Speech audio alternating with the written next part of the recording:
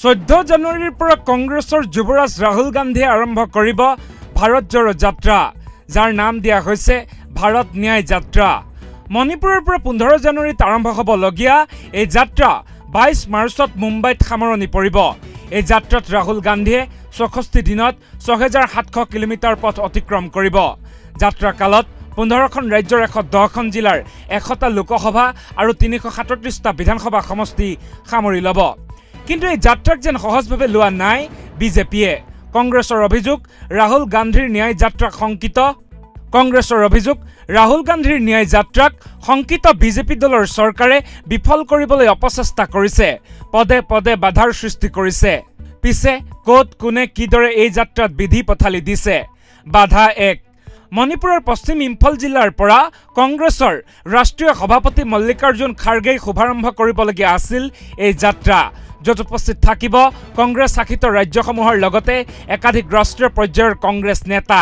কিন্তু লক্ষণীয়ভাৱে মণিপুৰৰ মুখ্যমন্ত্ৰী এন বীৰেন সিং চৰকাৰে ৰাজ্যখনৰ আইন শৃংখলাৰ দোহাই দি পশ্চিম ইম্ফলৰ পৰা ৰাহুল গান্ধীৰ ন্যায় যাত্ৰা আৰম্ভ কৰাৰ অনুমতি নিদিলে, যাৰ বাবে নতুন স্থানৰ সন্ধানত নামিছে কংগ্ৰেছ নেতৃত্ব।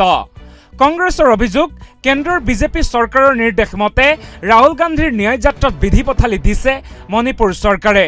বাধা 2। অসমত আমগুৰিৰ পৰা ৰাহুল গান্ধীৰ ন্যায় যাত্ৰা 18 জানুৱাৰীত মাজুলী অভিমুখে যোৱাৰ সূচী আছিল। কিন্তু ৰাজ্য চৰকাৰে মাজুলীলৈ যোৱা সকলো নাও জাহাজ ইতিমধ্যে বুকিং কৰিছে। নদীদ্বীপত আয়োজন কৰা হৈছে চৰকাৰী অনুষ্ঠান, যাৰ বাবে মাজুলীলৈ যোৱা সকলো নাও জাহাজ নাই ৰাহুল গান্ধীৰ বাবে।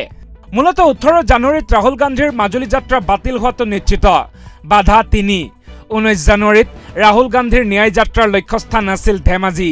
সেইদিনা আবেলি গোগামুখ উচ্চতৰ মাধ্যমিক বিদ্যালয় খেলপথাৰত ৰাহুল গান্ধীৰ জনসভাৰ আয়োজন কৰা হৈছিল। সূচী অনুসৰি সেই নিশা ৰাহুল গান্ধী একেখন বিদ্যালয়তে নিশা কটোৱাৰ লগতে তেওঁৰ লগত অনা কণ্টেইনাৰসমূহ বিদ্যালয়ৰ খেলপথাৰত ৰখাৰ ব্যৱস্থা কৰা হৈছিল। আনকি বিদ্যালয় কৰ্তৃপক্ষই অনুমতিও প্ৰদান কৰিছিল।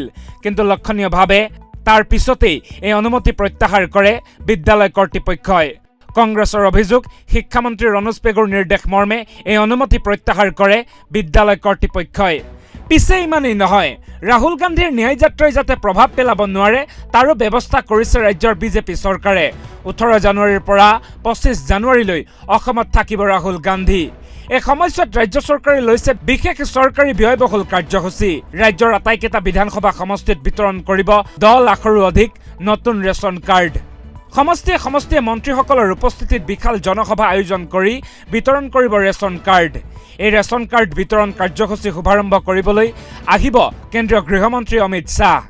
মুঠতে ৰাহুল গান্ধীৰ ভাৰত ন্যায় যাত্ৰা যাতে উত্তৰ পূৰ্বাঞ্চলত সফল নহয় বা এই যাত্ৰাই যাতে ৰাজনৈতিক ক্ষেত্ৰত প্ৰভাৱ পেলাব নোৱাৰে তাৰ বাবে যেন সকলো পৰিকল্পনা সাজু কৰিছে বিজেপি দলৰ চৰকাৰে।